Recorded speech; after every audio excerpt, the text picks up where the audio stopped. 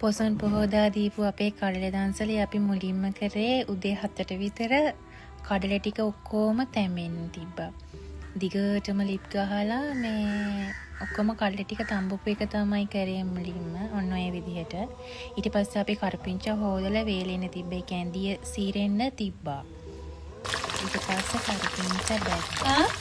අපි හැමෝම එකතු වෙලා වෙනින් වෙලා තමයි වැඩ කරේ. කඩල අපි ඔන්නෝම මිරිස් කපාගෙන හොඳට මේ කලින් හොදලා තිබුණේ. ඉතින් ඊට පස්සේ අපි ඒව කපලා ඔන්න මේ විදිහට තමයි මිරිස් ටික අපි වැද්දේ.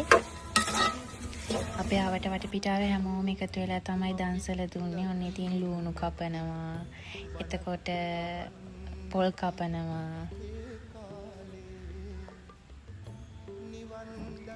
හැමෝම ඉතින් අවට මේ ඉන්න අසල්වැසියෝ ඔක්කොම ටික එකතු වෙලා තමයි මේ විදිහට අපි කඩල දන්සලට කලින් වැඩ කරගත්තේ. ඔන්න ඔය විදිහට තමයි.